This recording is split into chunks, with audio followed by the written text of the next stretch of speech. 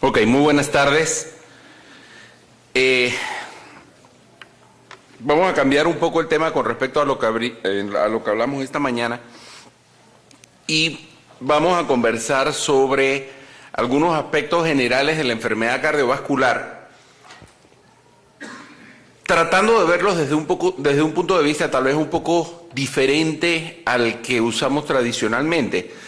Nosotros en la enfermedad cardiovascular hay una serie de cosas que por la práctica diaria las damos como un hecho, las damos como parte de una rutina de trabajo y una serie de conductas clínicas, diagnósticas y terapéuticas que tal vez nos hace caer en esa rutina, pero sin haber realmente analizado algunos otros aspectos que vale la pena refrescarlos y vale la pena revolverlos un poco como un ejercicio para tratar de entender un poco mejor qué hacemos y sobre todo para pensar en qué cosas de las que hacemos todo el tiempo pudieran posiblemente hacerse mejor. Para dar una idea, estos son números de enfermedad coronaria en América Latina. En todos los países de América Latina, la principal causa de muerte es la enfermedad cardiovascular en sus diferentes presentaciones, enfermedad coronaria, eventos vasculares cerebrales, otras complicaciones vasculares. Cuando uno las pone todas juntas, siendo al final todas manifestaciones de una misma enfermedad en diferentes territorios vasculares, nosotros encontramos que es por mucho la principal causa de muerte en nuestros países, como en la mayor parte del mundo. Entonces a pesar de eso, hay una serie de cosas que hacemos nosotros en el manejo de la enfermedad cardiovascular que pueden ser modificadas y que posiblemente son paradigmas y conceptos que pudiéramos ir modificando en el tiempo para hacer mejor las cosas para nuestros pacientes. No solo para nuestros pacientes, sino para nosotros mismos. Estos son los 6 temas que vamos a mencionar hoy. Vamos a ir viéndolos uno por uno y son cosas que parecen, muchas de ellas son cosas muy comunes, pero van a ir viendo que muchas de ellas tienen otra forma de verse de ver el abordaje que le vamos a hacer para los pacientes. Primero es el concepto tradicional de prevención primaria y prevención secundaria refiriéndonos a la enfermedad cardiovascular. La enfermedad cardiovascular es una enfermedad que ocurre a lo largo del tiempo. Cuando nosotros tenemos un paciente con factores de riesgo, ese paciente comienza a desarrollar ciertas alteraciones a nivel de su sistema vascular, de sus arterias, a depositar colesterol, a formar placas desde etapas muy tempranas en la vida. Sin embargo, nosotros por una convicción, tal vez en buena parte epidemiológica, nosotros hemos hecho una diferenciación entre lo que es en medicina la prevención primaria y la prevención secundaria. Y nosotros definimos como prevención primaria aquel paciente en quien nosotros vamos a tomar ciertas medidas para tratar de evitar que aparezca la enfermedad, mientras que en prevención secundaria tenemos las intervenciones que vamos a tomar en un paciente que ya tiene la enfermedad para tratar de controlarla. Si nosotros vemos la enfermedad cardiovascular como un evento que ocurre a lo largo de la vida, nosotros vamos a tener un momento en el cual aparece lo que sería un accidente de placa. Llámese que en un determinado momento el paciente desarrolla angina, desarrolla un infarto de miocardio, desarrolla insuficiencia renal, desarrolla insuficiencia vascular periférica, tiene un aneurisma de la aorta o tiene un infarto o una muerte súbita. A partir de ese momento, nosotros calificamos al paciente como un paciente de prevención secundaria. Entonces, las guías que nos indican cómo tratar a estos pacientes, lo que nos dicen es que a partir de ese instante nosotros tenemos que comenzar a ser mucho más agresivos en el tratamiento. Tenemos que ser más agresivos en el tratamiento de los lípidos, de la glicemia, de la presión arterial, etc. Sin embargo, aquí la pregunta mágica es, ok, ¿cuál es la diferencia en la enfermedad de un paciente el día antes estamos hablando de la enfermedad sistémica, la enfermedad vascular? ¿Cuál es la diferencia que tiene la enfermedad de ese paciente entre el día antes de un infarto y el día después de un infarto? El paciente tiene exactamente la misma enfermedad. El paciente tiene las mismas placas, simplemente en una placa se rompió, hizo un trombo y ocasionó una crisis. Y ese evento individual lo estamos viendo como el indicador de que tenemos que empezar a hacer las cosas completamente diferentes, cuando no es el caso. Eso también se ha visto de otra forma en el concepto del continuo cardiovascular. El continuo cardiovascular es una descripción que se hizo desde 1991, en la cual hay una serie de eventos que se van relacionando uno detrás del otro, que comienza con los factores de riesgo y termina con la muerte, en el cual van apareciendo una serie de alteraciones a nivel vascular, a nivel renal, a diversos áreas y a diversos territorios vasculares conforme esta enfermedad va avanzando. Estamos hablando de desarrollo de hipertrofia, se desarrolla dilatación del ventrículo, se desarrollan arritmias, se desarrolla infarto de miocardio y se desarrollan otra serie de cosas que se han visto a lo largo del tiempo, que cuando nosotros tratamos de actualizar este concepto tradicional del continuo cardiovascular, nosotros posiblemente deberíamos hablar de un continuo cardiorreno-metabólico. ¿Qué significa esto?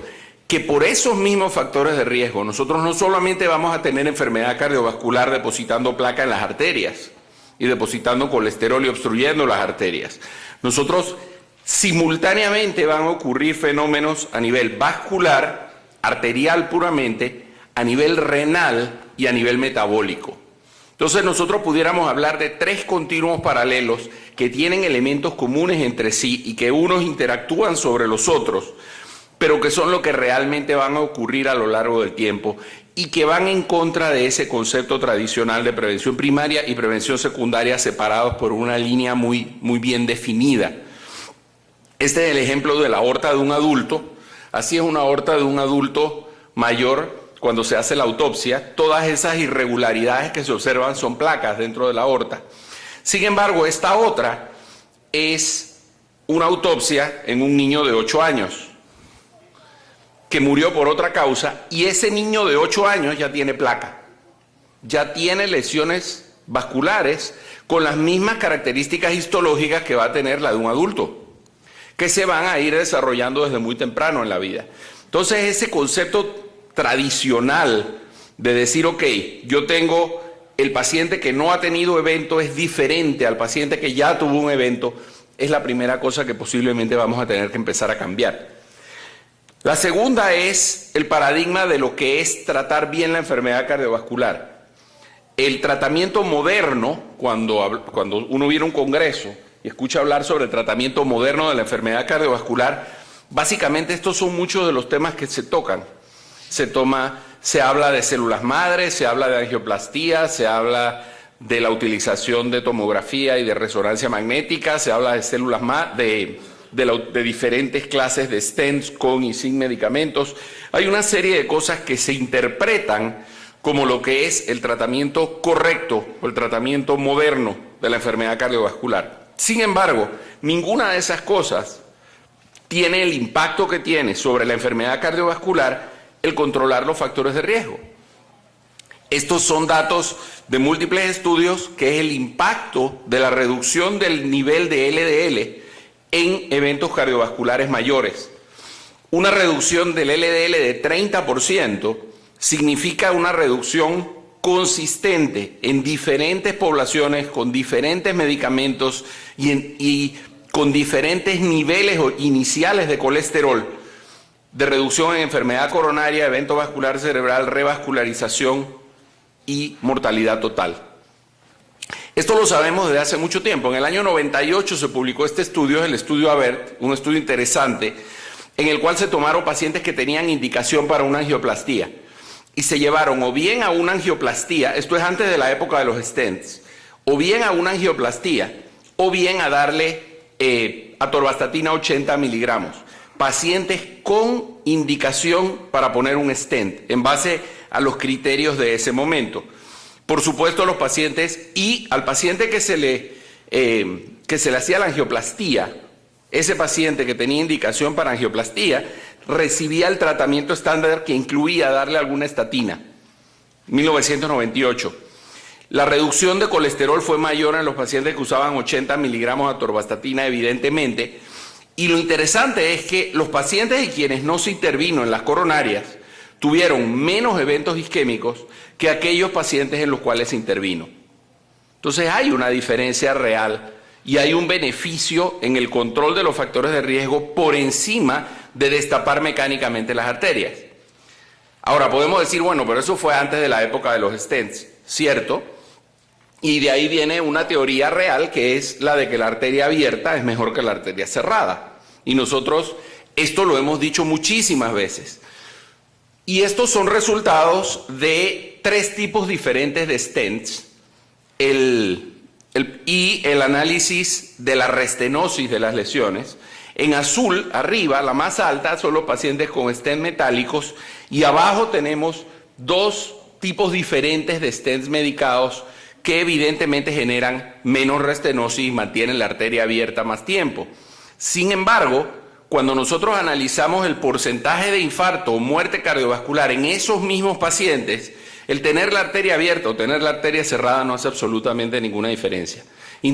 Hay menos reestenosis, pero poner un stent que mantenga la arteria abierta más tiempo no significa necesariamente que el paciente va a vivir más ni va a tener menos infartos. Es un tratamiento mecánico. Esto más o menos, a pesar de que este estudio generó muchísimas discusiones, esto fue el estudio Courage, donde se comparó la intervención coronaria con el tratamiento médico en pacientes con angina, y lo que se encontró es que no había ninguna ventaja. De hecho, hay hasta una mínima tendencia a favor del tratamiento médico. No había una ventaja en hacer intervenciones coronarias versus dar tratamiento médico en los pacientes. El tercer punto, que tal vez sea uno de los más importantes para entenderlo, es el concepto del gold standard y de la fisiopatología de esta enfermedad. Este es nuestro gold standard de diagnóstico. Nosotros ahí tenemos una angiografía coronaria, una lesión significativa, una lesión que dependiendo de quién lo vea podrá decir que es del 80, del 90, del 95, pero nadie duda que esa arteria con esa lesión debe ser intervenida y debe hacérsele algo para abrirla porque es una arteria grande, un gran territorio y hay razón justificada para reparar esa lesión. Sin embargo, esa lesión no es y que todos estamos de acuerdo que hay que tratarla, esa no es la lesión que mata a los pacientes. El porcentaje de los pacientes que tienen lesiones coronarias, que tienen infartos, las 2/3 partes de los infartos ocurren en lesiones de menos del 50%. Entonces la lesión que se infarta no es necesariamente la lesión que nosotros estamos viendo y que estamos considerando por el gold standard diagnóstico, que es la lesión que tenemos que tratar. Esa no es la que va a producir el infarto necesariamente. Esta imagen es una angiografía coronaria por resonancia magnética. Ahí en los lugares donde están las flechitas, los triangulitos, hay lesiones vasculares. Si alguien tiene todo un día para estar metido en una máquina de resonancia y le sobran los $6,000 que cuesta esto, pueden hacerse una resonancia de todas las arterias del cuerpo y ver cómo las tienen. Hay una lesión en la carótida, hay una lesión en la renal, hay 2 lesiones en la femoral y hay una lesión en la poplitea. Todo eso está claro en esto. Sin embargo, lo que nosotros estamos viendo ahí es una luminografía. Estamos viendo una fotografía del lumen vascular, no de donde es la enfermedad. ¿Por qué? Porque esta no es una enfermedad del lumen, esto es una enfermedad de la pared. Lo que está enfermo en estos pacientes es la pared del vaso. Entonces, cuando nosotros medimos, por ejemplo, el score de calcio, nosotros sí estamos haciendo un análisis de qué está pasando en la pared del vaso, independientemente de que haya o no obstrucción. Cuando nosotros tenemos calcio y tenemos un score de calcio mayor de 400, tenemos evidentemente un aumento en la incidencia de eventos cardiovasculares porque hay mayor enfermedad. Entonces, esto es lo que es la comparación entre la teoría convencional, en la cual había una acumulación de placa que progresivamente iba obstruyendo el vaso. Esa es la visión convencional, o la que hoy en día sabemos qué es lo que ocurre, que es la contemporánea, en la cual esa acumulación de placa es excéntrica inicialmente. Inicialmente esa acumulación de placa es hacia afuera y no necesariamente va a producir una obstrucción importante. Eso nos va a generar que nosotros vamos a tener placas estables, en la cual tenemos una capa gruesa, fibrosa, y después tenemos un espacio donde están los lípidos, o vamos a tener una placa inestable, donde esa capa fibrosa es muy delgadita, se rompe y produce un trombo. Entonces, cuando yo quiero analizar el vaso, o analizar la pared del vaso, no se debe hacer una angiografía, que es nuestro gold standard en todos los estudios. Lo que se debería hacer es un estudio que vea la pared del vaso, y para eso se usa el ultrasonido intravascular. El ultrasonido intravascular se pone una sonda que tiene un cristal de ultrasonido en la punta y que nos permite ver las diferentes capas de las arterias. Entonces nosotros tenemos esa arteria, que es una arteria que, si vemos la angiografía, es una arteria sana. Es una arteria sana. Y nadie le haría una angioplastía o le haría mayor cosa a esa angiografía. Sin embargo, ahí nosotros tenemos una luz de 3.1 milímetros, y en este otro nivel de la arteria nosotros tenemos una luz de 3.1 milímetros igual. Sin embargo, en la proximal nosotros tenemos una lesión que ocupa un alto porcentaje de la luz del vaso, o un alto porcentaje del grosor de la pared. Tenemos una arteria muy enferma que en la angiografía, que sigue siendo nuestro gold standard, no se ve la lesión. Por supuesto, no le podemos hacer ultrasonidos intracoronarios a todo el mundo, y tenemos algunos estudios indirectos, como es la medición del grosor íntima media en la carótida, donde nosotros básicamente lo que hacemos es medir el grosor de estas dos capas, que se ha visto que se correlaciona bien con la presencia de placas en otros grupos, en otras áreas vasculares. Un aumento del grosor íntima media a nivel carotidio representa un aumento de lesiones coronarias también. Esto se hace con la computadora, ella hace una medición y saca un promedio y nos da una idea de qué tanta lesión tiene este paciente. Se puede hacer también con resonancia magnética, donde en la imagen de la izquierda, con la flecha está señalado el depósito de lípidos dentro de esa placa, y del lado derecho el mismo paciente 2 años después de una dosis alta de estatinas, tiene menos lípidos en la lesión. El siguiente punto es la diabetes como enfermedad metabólica. Tradicionalmente pensamos que la diabetes es una enfermedad metabólica.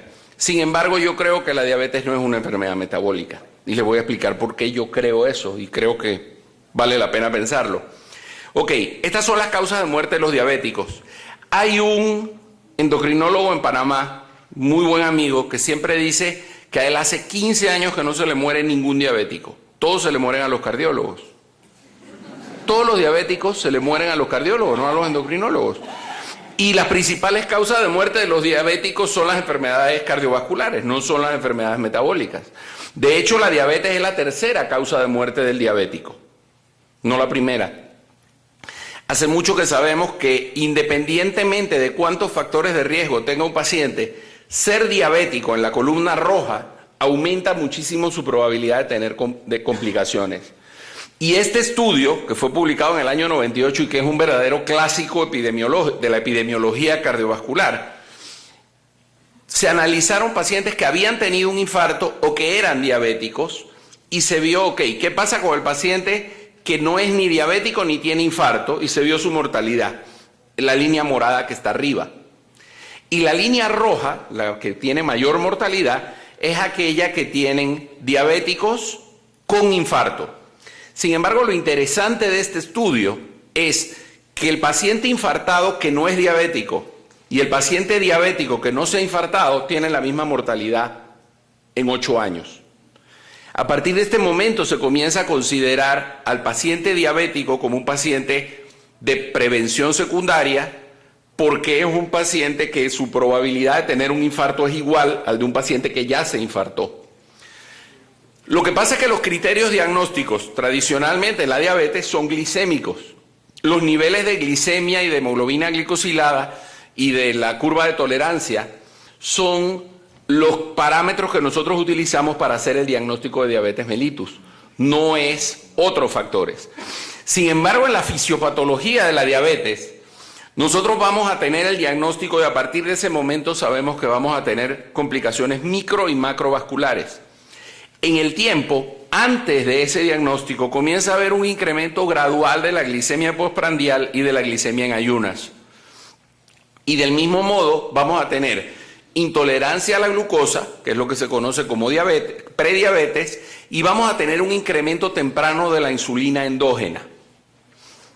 Lo más interesante de esto es que nosotros tenemos un periodo previo al diagnóstico glicémico de la diabetes en el cual hay resistencia a la insulina y que los estudios nos han demostrado que en ese periodo ya hay enfermedades previas propias del diabético. Y esto es un periodo que puede tomar 10 años.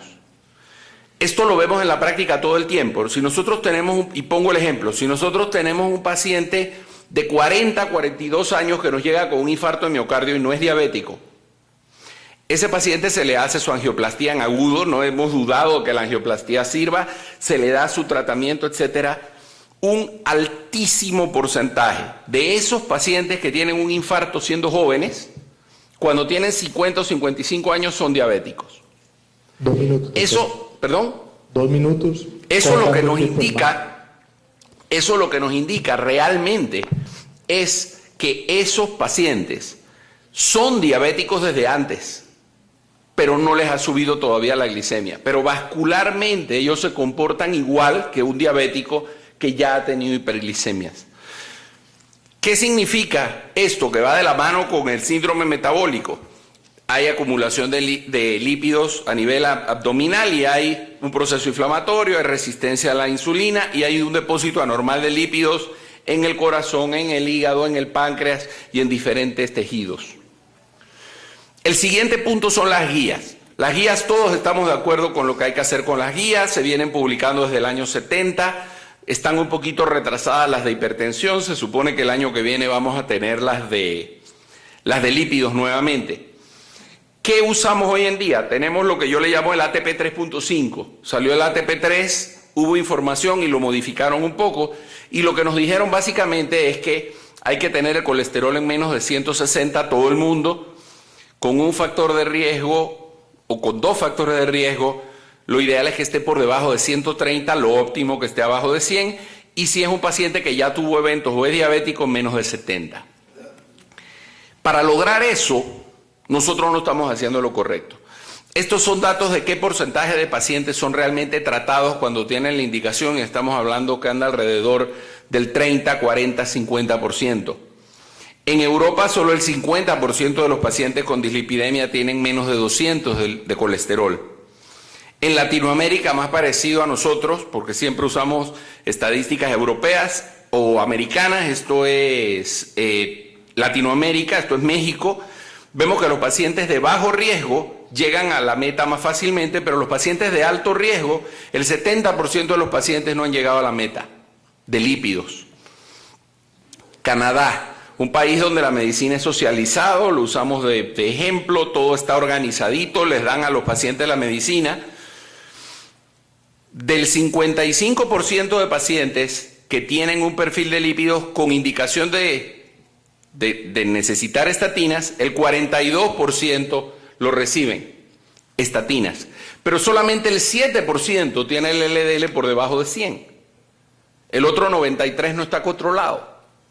Un país donde todo teóricamente funciona. Cuando el paciente nos llega a la clínica, esto es tomado de expedientes. El paciente, al 52% que no tienen valores en la meta después de darles estatinas, al 55% se le manda a la casa sin hacer ningún cambio en la dosis y no ha llegado a la meta. Hay un perfil de lípidos que nos indica que no llegó a la meta y al paciente lo mandan para la casa con la misma dosis de estatinas. Esto es culpa nuestra. Esto no es culpa de más nadie. Este es un error de los médicos. Y cuando se hacen encuestas, el 95% de los médicos se saben las guías, pero entonces ¿por qué solo el 18% de los pacientes están en las metas? Y una de las razones es que trabajamos con dosis subterapéuticas. Lo que hacemos nosotros cuando nos llega al paciente es ver el perfil de lípidos, ver qué tanto riesgo tiene, definir cuál es su meta de colesterol LDL o de colesterol no HDL cuando tiene los triglicéridos altos y calculamos la reducción. Un ejemplo de esto, ¿cómo sería? Ok, yo tengo un paciente de 60 años que tuvo un infarto, es diabético y es hipertenso. Tiene el LDL en 148 y la meta tiene que ser 70. Estamos de acuerdo. La manera correcta de hacer esto es hacer, 148 menos 70. Yo tengo que bajarle a este paciente 78 miligramos. Que si hago una regla de 3, significa que le tengo que bajar al paciente 52.8% su LDL. Por supuesto, el cuerpo humano no es una computadora matemática, pero esto es una guía. Si tengo que bajar 52.8%, yo lo que puedo hacer es tomar esa tabla, que son los porcentajes de reducción de diferentes dosis de diferentes estatinas, y pongo una línea en el 52.8%. Entonces, ¿qué me indica esto? Que yo a este paciente le puedo dar rosuvastatina 20 miligramos, rosuvastatina 10 o terapia combinada de 20 hacia arriba. Pero a este paciente no tiene ningún sentido que yo le dé 20 miligramos de simvastatina o 20 miligramos de atorvastatina porque no voy a llegar a la meta. Entonces, este es un método matemático muy simple para tratar de buscar qué dosis voy a usar para comenzar. Después de eso es ensayo y error. Pero este tipo de cosas son las que evitan que el paciente se pase 6 meses sin llegar a la meta. Por último, el riesgo. Hace mucho que sabemos que reducir el colesterol reduce eventos. Y hace mucho que sabemos, esta gráfica que la hemos visto en todos los colores posibles, son en puntos rojos y línea roja los estudios de prevención secundaria, en verde los de prevención primaria, que nos indican que una reducción continua de los lípidos, o sea, una reducción en una línea de regresión, va de la mano el nivel de LDL con el nivel de eventos. Reducir el LDL reduce eventos. Eso indica que cuanto más bajo estén los lípidos, mejor. Esa es la traducción que le damos en la clínica. Hasta que llegó esto. El estudio ENHANCE es un estudio que se le dieron a los pacientes o simvastatina sola o simvastatina con ezetimibe y se encontró que la terapia combinada reducía los lípidos más que la otra, que la de simvastatina sola. Sin embargo, el grosor íntima media fue igual en los dos. Entonces, esto cuestiona el criterio ese, el paradigma de que tener el colesterol más bajo reduce eventos. Ojo, por lo menos, no sé si eventos, porque no se midió, pero no redujo enfermedad cardiovascular, habiendo reducido más los niveles. Y esto significa y correlaciona con estudios muy anteriores que nos demuestran que el 30% o el 35% de los pacientes que tienen eventos coronarios no tienen el colesterol alto, tienen el colesterol normal. Estos mismos estudios de los que ya hablamos, si yo hago mi línea de regresión, no hay duda que más bajo el colesterol, mejor. Pero si yo separo esos estudios, ¿qué es lo que voy a tener? Lo que voy a tener es que conforme más enfermo está el paciente en el estudio 4S, mayor es la pendiente de la línea que yo tengo. O sea, el paciente más enfermo es el paciente que más se beneficia. El paciente del estudio TNT, que eran pacientes con niveles más bajos, el beneficio fue muchísimo menor. Cuando yo me llevo esto a una sola gráfica, veo una línea, una regresión muy relacionada.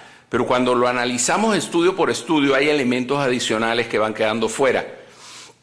Si yo pongo los factores de riesgo, yo puedo decir, ok, con los mismos factores de riesgo yo tengo exactamente los mismos riesgos para el paciente. Tiempo. Sí, me faltan 3 diapositivas.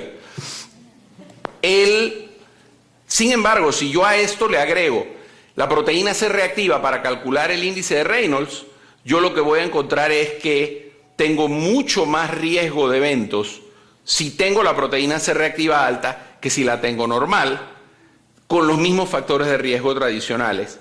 Y el estudio Júpiter demostró eso. Si yo reduzco la inflamación al mismo tiempo que los lípidos, o trato al paciente con inflamación igual que trato al paciente que no necesariamente tenía dislipidemia, yo voy a obtener más beneficios clínicos. Por eso es que si yo trato al paciente pensando en el LDL, obtengo unas reducciones menores que si lo hago pensando en el riesgo. El impacto del tratamiento sobre el paciente de mayor riesgo global va a ser mayor. En conclusión, tenemos que cambiar ciertos paradigmas. Uno, lo de prevención primaria y secundaria, y no solamente desde el punto de vista de sus niveles de lípidos. Muchas gracias. Vasculares cerebrales, otras complicaciones vasculares, cuando uno las pone todas juntas, siendo al final todas manifestaciones de una misma enfermedad en diferentes territorios vasculares, nosotros encontramos que es por mucho la principal causa de muerte en nuestros países, como en la mayor parte del mundo.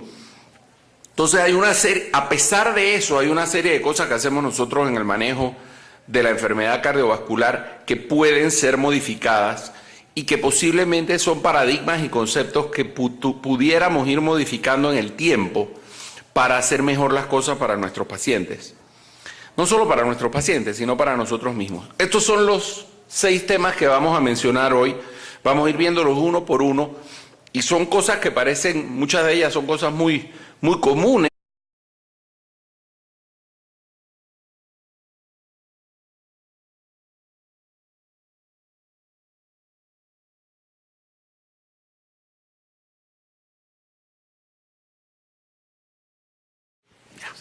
Ok, muy buenas tardes. Vamos a cambiar un poco el tema con respecto a lo que hablamos esta mañana y vamos a conversar sobre algunos aspectos generales de la enfermedad cardiovascular,